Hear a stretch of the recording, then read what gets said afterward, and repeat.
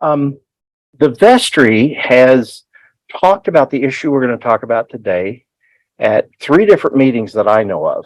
Um, and I was at all of them, I should know them. Anyway, and I think what it really boils down to, I mean, we started off with issues of safety when there were shootings in churches and that kind of stuff.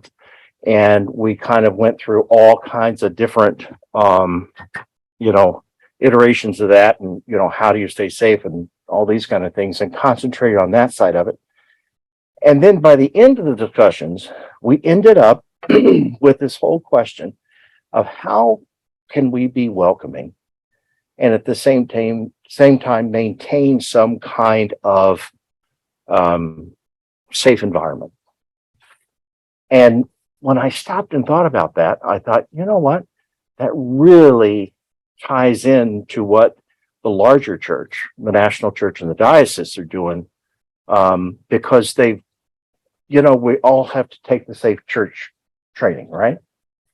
And that has changed dramatically. It used to be about kids and it used to be about sexual exploitation, that kind of thing. Now, if you've taken it recently, you'll see it has changed totally. It's about making the church a safe place, not just for kids, not just a place that they're not going to be exploited, but to make the place safe for different racial groups, to make the church a safe place for those who, you know, are different, those, you know, who might be, you know, not what everybody thinks of as an Episcopalian. And I think that's really, really interesting because this kind of goes along with that whole thing. I always like to start off, you know, starting to look at Scripture. And where are we with Scripture with welcoming in the church? Well, there's not much about welcoming in the church in the New Testament. Did you know that? You stop and think about it, you can understand why too. Why would there not be a whole lot of stuff about welcoming anyone who walks in the church? Weren't they kind of secretly? Also? Yeah, exactly. No, you're exactly. Yes, they're being persecuted. They were being persecuted by the society they lived in, of course. And so they met behind closed doors for the most part. And the only ones that were allowed into, especially the communion, were people who were vetted, that you knew were Christians, that you could trust, that wouldn't turn you over to the authorities. So you don't have a whole lot of that in the New Testament. So where did the Episcopal Church, do you remember when this sign came about? The Episcopal Church welcomes you. You remember the shield and all that stuff? You remember when it came about? It's in the 60s? Yeah, it was. There's a lot of stuff that happened in the 60s and very early 70s. A lot of stuff. And it's really funny because I remember my father, God rest his soul. My father and mother were staunch Episcopalians, old-time Episcopalians. My father did not like the language change. He didn't think the prayer book needed to be changed, et cetera, et cetera, et cetera. He says, yeah, you know, instead of saying it with thy spirit, we say, and also with you, bub. That's what my dad always said. And it was really, in the church I was in, it wasn't presented well. Because I think if people had known where the prayers that they were wanting to use came from, and that they were much more ancient than the ones we were using, and all of those kinds of issues, I think if they had seen that, they would have been much more accepting of it. But the fact is, they thought it was a social move. It was a social movement, is what they were thinking this was about. The baptismal covenant changes, right? That's the first time in what they called the new prayer book that you see respect the dignity of every human being. And especially when you live in Montgomery, Alabama, in the midst of the civil rights issues, and there are marches in Selma and all this stuff is going on. And in the church, they're changing that whole theology, that whole ethos about welcoming people into the church that are different. You know, as far as my dad was concerned, a lot of people in the church was concerned, it was just a social thing. It was a thing that was kind of mirroring society. Oh, we're trying to be modern. so we're going to use modern language. When in actuality, the reason we were using the Lord be with you and also with you is because in Koine Greek, it's in that kind of conversational speaking. And in fact, if you take it to where in the language that they used in the 28 book, that was conversational in the time the 28 book was written. So actually and also with you would have been much more formal. But see, that was never passed on as to why we were doing this, why this shift took place. And along with that shift came this whole issue of we've got to start inviting people into the church. And so they came up with this big campaign about the Episcopal Church welcomes you. Regardless of who you are, they welcome you. And you might remember it's not long after that, we have ordination of women. We have all kinds of things that get started like that. And the church just starts opening up. So there's always risk when you open up, right? There's always risk. Well, we're going to have people come in that, might not be our kind of people. Really? And you start having to question, who am I? And what is it that I really believe? And what is it that I really acknowledge in terms of the people that are walking through the door? And we saw that very, very clearly in some conversations that we had in the vestry. Because we make assumptions about people just by what they look like or what they're dressed. And that kind of thing, Trinity has always had a wonderful history of being welcoming and accepting of people walking through the door, whether they were dressed poorly, whether they smelled, whether they, were hungry or whatever that might be. Come and worship with us. The door's open to you. That's been a big theme here, right? And so when you start looking at this whole issue, that starts feeding into it. I mean, we talked about, we had panic buttons installed, and that's where, the ushers wear their panic button in case there's a shooting or something. They can push it and the police come. We talked about hiring off-duty law enforcement officers just to be here, during churches. And then we talked about plans to lock the door during the service, and only so you vet people that are coming in. Well, that's fine as long as you know them. But if you don't know them, then we get into that real area. What do they dress like? What do they look like? Et cetera, et cetera, et cetera. I don't think I'll ever forget. I went to Boston one year. Naomi and I went to study with Barry Brazelton. I don't know if any of you were familiar with that name. He did a lot of work in terms of understanding that parents want the best for their children, for the most part. Even bad parents want the best for their children. And one of the exercises he did, and maybe some of you have done this in some other venue, but he would put up a picture of a person. And he said, now I want you to tell me, when I put up this picture of a person, is this a good person? Is this a bad person? Is this a convict? Is this a, person that's dangerous? What?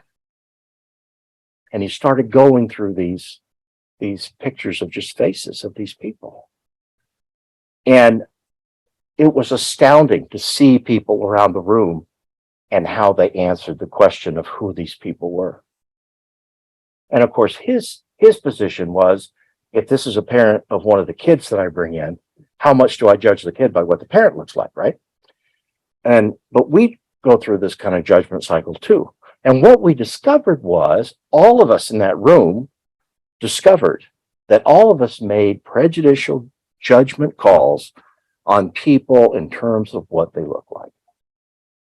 And we got real surprised. One person, we say, that's a bad guy. That's a bad guy. It was a doctor who worked in the hospital, there were so many different examples of people misjudging people because of all kinds of different reasons. And that happens in the church, all the time. It does. So we're trying to, in a sense, repent of that and to see people as people. How do you really get to know a person? How do you know who a person is? Spending time with them. What's that? Spending time with them. Yeah, spending time with them, have a conversation, listen to what they have to say. Because typically when you listen to what they have to say, you can figure out real quick, what's going on and who this person is, and you can make a new friend, a person that perhaps you didn't expect to. Now, we started off this whole discussion in vestry because of shootings that were taking places in churches. And so I decided to do a little investigation in terms of what the percentages are of that taking place. And what would you say is the percentage of a shooting? Where do you think the most common places where those kind of things take place? There was just one last night. God help us. Mass shootings or Mass shootings or any kind of an altercation like that. Where would you say is the most common place? Shopping malls. Shopping malls. Schools. Schools. Yeah. Nightclubs. Nightclubs. What we have, the largest, according to the FBI, areas of commerce were the most targeted locations. And those included, ready for this? You got the malls right. Grocery stores. Any place where people gather and spend money. And they also include in with that businesses, because there's an awful lot of that kind of stuff that have to do with disgruntled employees coming back in and doing those kinds of things. So they said that 31% of these incidents happen in businesses that are open to pedestrian traffic. 13% happen in businesses that are closed to pedestrian traffic. And then we have open spaces, concerts, that kind of stuff. That has about 37%. That's a high percentage too. Government buildings, 26%. And you could understand some of that. People going wild. Residences are about 12%. Healthcare facilities are 12%.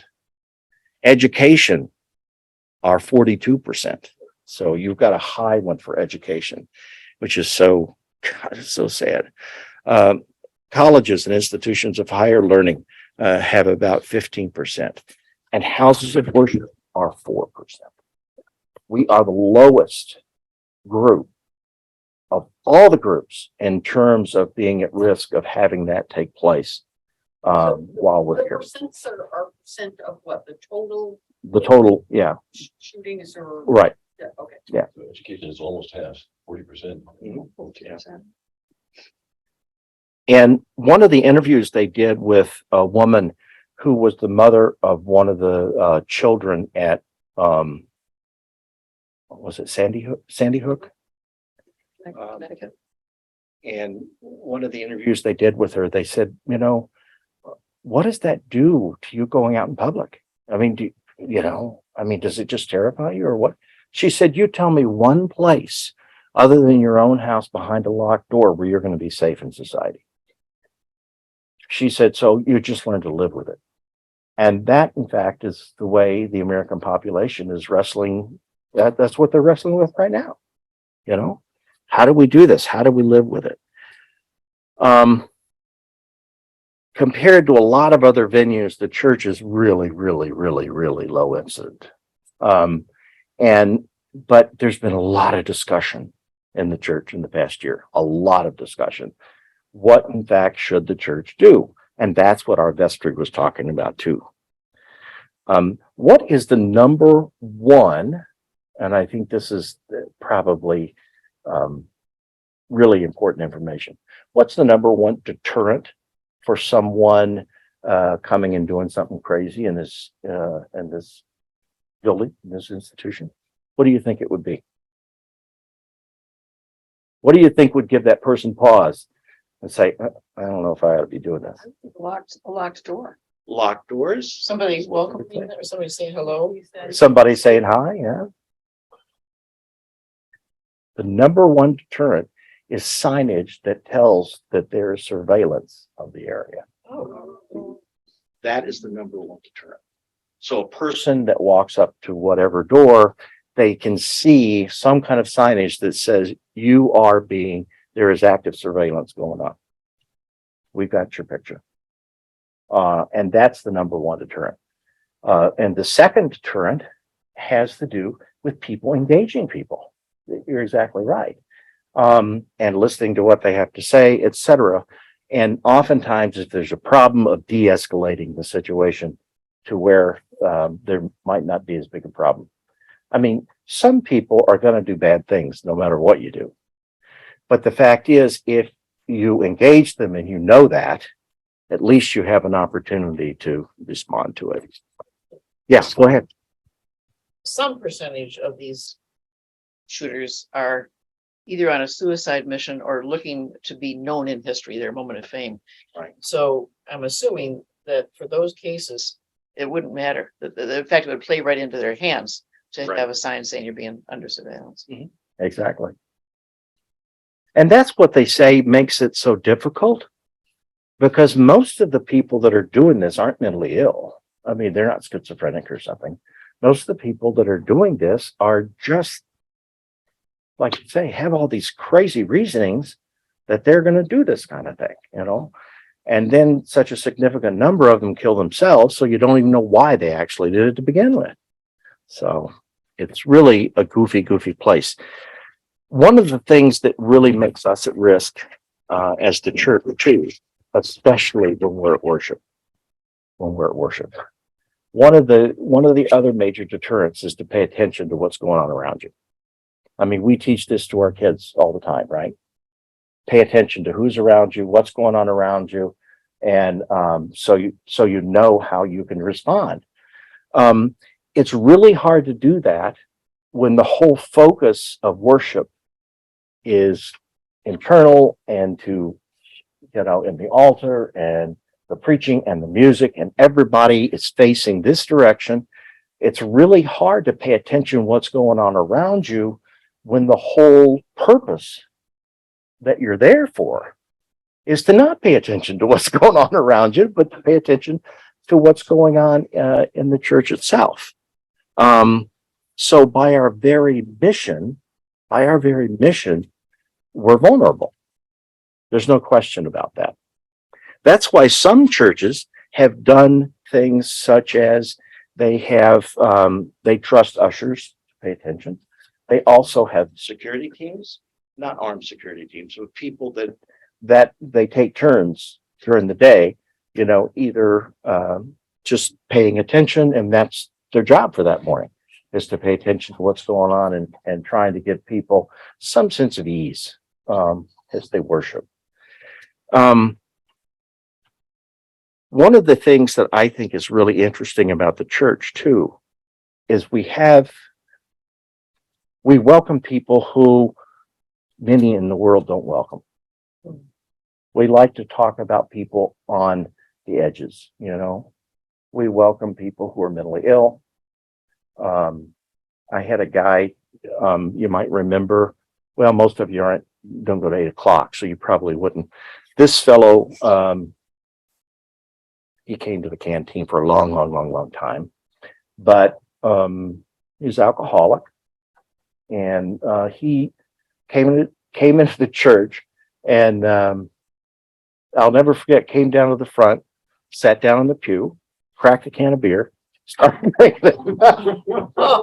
Everybody looked at me like, well, what are you going to do? I said, nothing. I said, go ahead and enjoy yourself, And he came back week after week after week after week.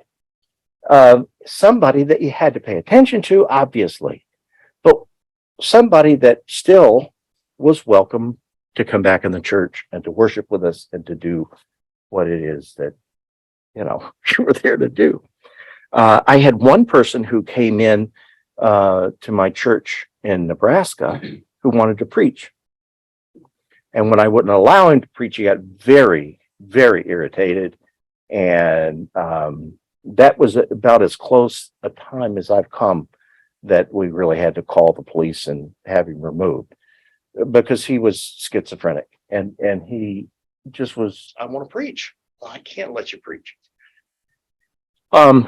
Then we had, does everybody remember the era in which we started locking churches? Was there a time when Trinity was open all the time? Yes. You don't remember it being locked? Yeah, it was open. This occurred. I remember the time specifically. The churches I had when I first was ordained in '85 were all open. They were open all the time. By the time that I got to 1989, and they were open all the time. By the time I got to 1990, we only left the chapel open because we were having problems with people breaking in offices, that kind of thing. Start tracking that with economics and you start seeing a real Are you interest in talking that. about locked when nobody's there? Yeah. Oh, I think our church has Always been locked. Here. Oh, no, we used to leave them open 24 hours a day. I know churches that have done that recently, even in the country. And then what we ended up doing is we had a chapel that was beside the church. And so what we did is we locked the main church and left the chapel open. So if people would come in and pray and so forth and so on. And finally, we had to lock that too, because we had people that would come in and use spray paint and do graffiti and do that kind of stuff. So we ended up having to lock that at night as well. But in most churches these days are locked. You can't get in them. And even during the week, typically they're locked. And you have to press a button and, that kind of stuff.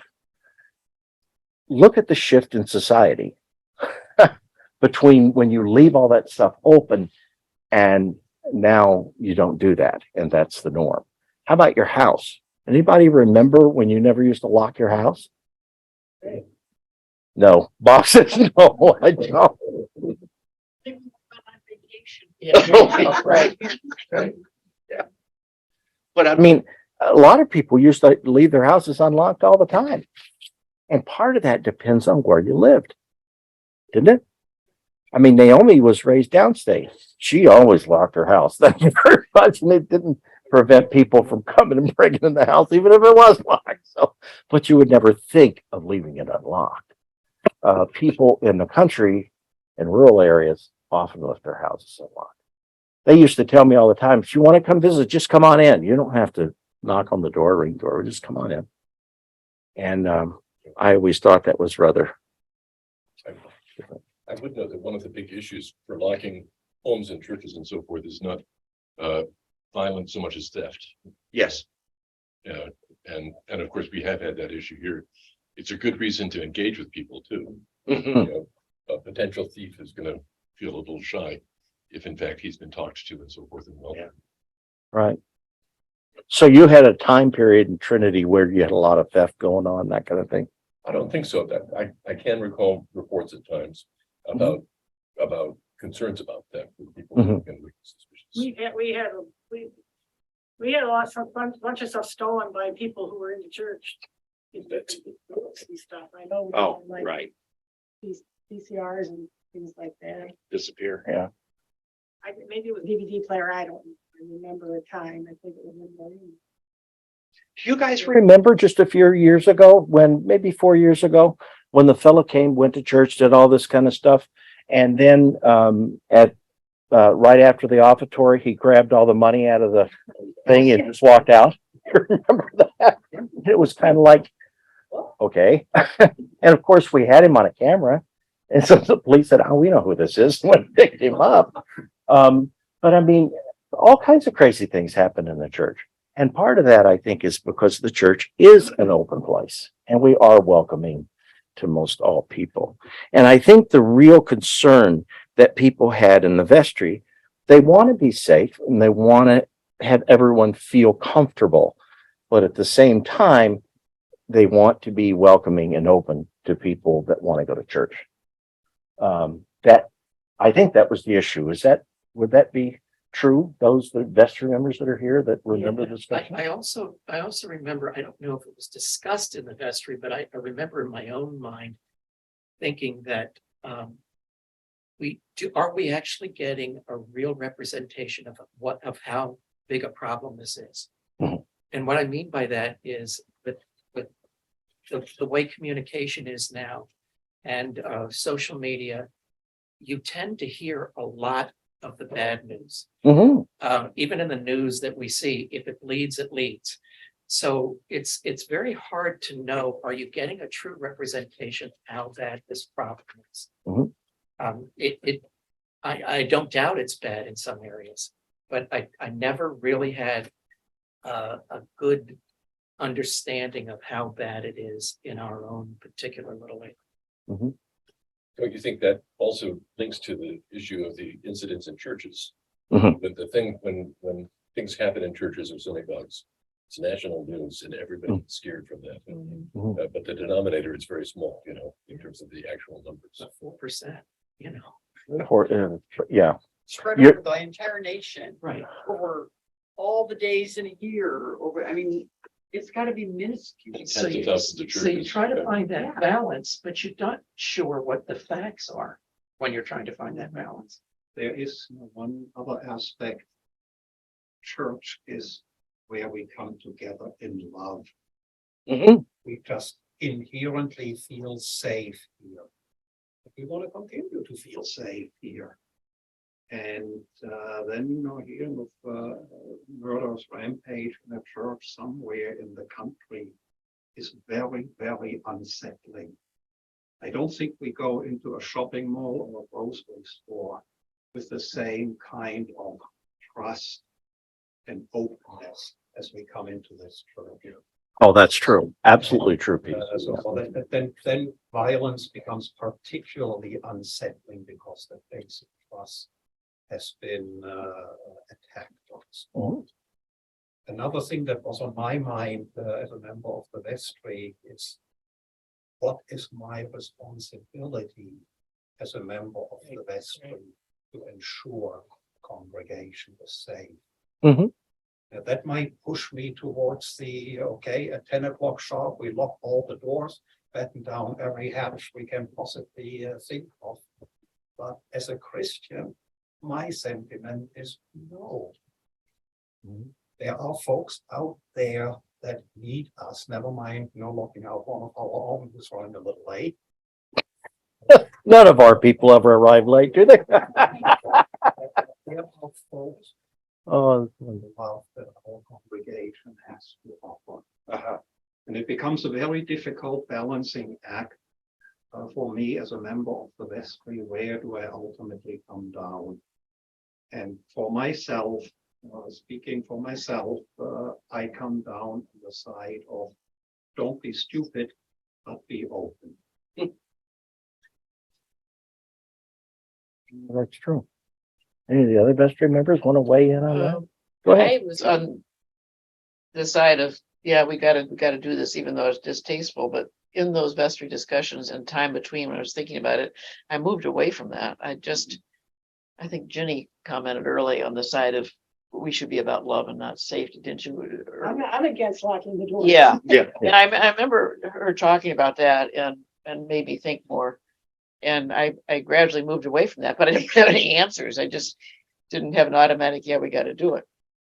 Well, there's some things that played into this too. Some things we found out that really do make a difference in the kind of decisions we make about this. Number one, we looked long and hard and advertised if there were people, off-duty police officers, whoever we could hire to be in here during that period of time. There are not. They are extremely rare. You have to be really lucky just to simply, have a person like that, because they just, the demand is so high. And I would presume that's the case, that you just can't find people like that very easily. The second thing that we found out is the more we started talking about how do we pay attention to who comes in the building while we're at worship, right? Remember these discussions? it is real difficult because there are so many opportunities to come into the building, be in the building, and nobody even knows you're in the building. I mean, how many times have I set off an alarm when somebody was in the building and I thought there was nobody there? And these were staff members, Tim or somebody was upstairs. I didn't know they were upstairs. They would call and they didn't hear you. I mean, this happens all the time. And so one of the things that we came to figure out is you can pay attention, but it's very difficult to say, we can guarantee you when we go to worship, nobody's in the building but those in worship. No, that's going to be real hard to do. One of my points is the person who you don't want in could come in at 10 of. And if you worry only about after 10 o'clock when the service starts, they're already here. They're already here. You can't That's right. protect it. There was a fellow that used to come into church in Sayre who was dressed completely in camos, carried a big camo backpack, sit in the second row. I'm thinking, oh God, what are we doing? I can go through every church I've served and go through story after story after story. This was common. What was this fellow doing? Well, he thought he was in the army. He was going to church with his army uniform and the whole thing. God bless him, But I mean, he scared the dickens out of people. And of course, he would come week after week after week, and that scared him even more. And nobody would say anything to him. I mean, I would say something to him. I knew his name and so forth, but nobody else really wanted to talk to him because he scared him. And, so I mean, this happens over and over. It's just a human dynamic that we deal with. But with the gospel, one of the things in the psalm really hit me this morning. Does anybody have a bulletin with them? Yeah. Oh. I really was struck by this in the psalm. The Lord is my light and my salvation. Whom then shall I fear? The Lord is the strength of my life. Of whom then shall I be afraid? And I think, yeah, that's true. I mean, if that's really what we believe, then bad things happen to good people. We understand that. But if Lord's the light of our life, then the fact is that, it's worth the risk to be open. Not to be stupid, like you say, Peter, but at least to be open. Let's see.